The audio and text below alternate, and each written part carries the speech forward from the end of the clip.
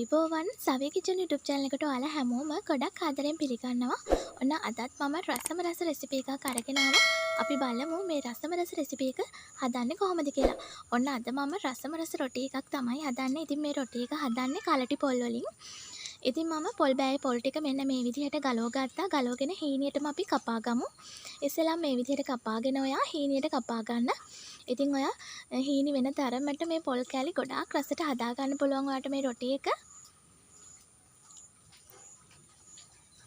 ඉතින් මේ විදිහට රොටි හදාගත්තාම ගොඩාක් රසට හදා ගන්න පුළුවන්. ඔන්න විශේෂයෙන්ම මතක් කරන්න ඕනි මාව subscribe කරපු ඔයාලට ගොඩාක් ස්තුතියි, ගොඩාක් ආදරෙයි. අලුතෙන් මගේ channel එකත් එක්ක එකතු වෙන කෙනෙක් නම් ඔයා ගොඩාක් ආදරෙන් මගේ channel එකට පිළිගන්නවා.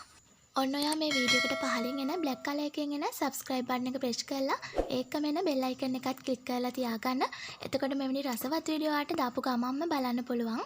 ඔන්න ඔයා පාන් පිටි ග්‍රෑම් 300ක් අරගන්න. ඒකටම අපි කපාගත්තු පොල් ටිකත් එකතු කරගමු. තරමක බීලුණු ගෙඩියක් හීනියට කපාගෙන එකතු කරගන්න.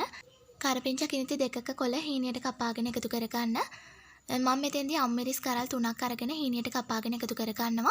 ඉතින් ඔයාගේ රස අනුව, සැර අනුව කොච්චි මිරිස් උනත් මේකට දාගන්න පුළුවන්. ඉතින් කොච්චි මිරිස්, සැර මිරිස් මේ වගේ දේවල් දාගත්තාමත් මේ රොටිය ගොඩක් රසට හදා ගන්න පුළුවන්. දැන් අපි රස අනුව ලුණු ටිකක් එකතු කරගමු. මම මෙතන පිරිසිකෝප එකක් වතුර අරගත්තා. ඒකෙන් ටික ටික දාගෙන අපි රොටිය අනන විදිහට මේ ඩෝ එක අනාගමු. අතේ ඇලෙන්නේ නැති ඩෝ එකක් තමයි අපිට එන්න ඕනි. ඉතින් මේ විදිහට ඔයා අනා ගන්න. ඔන්න ඔයාලට පුළුවන් දැන් අතේ පොල් තෙල් ටිකක් ගාගෙන නැවත ඩෝ එක අනා ගන්න. දැන් අපි සමාන කොටස් 4කට මේ ඩෝ එක වෙන් කරගමු. ඉතින් මට වතුර පිරිසිකෝප්ප භාගයක් විතර තමයි ඩෝ එක අනා ගන්න ගියේ.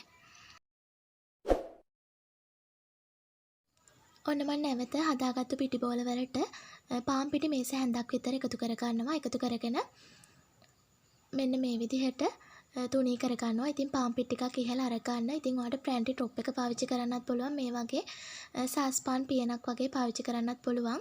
දැන් අපි ලස්සනට රවුමට මේ විදිහට හදාගමු. ඔන්න ඔයා පෑන් එකක් ලිපේ තියලා පොල් තෙල් ටිකක් දාගන්න. දැන් අපි පොල් තෙල් ටික හොඳින් රත් වුණාට පස්සේ රොටිය මෙන්න මේ වගේ දාගමු. ඉතින් ලස්සන පාටකට එනකන් ඔයා රොටිය පුච්ච ගන්න.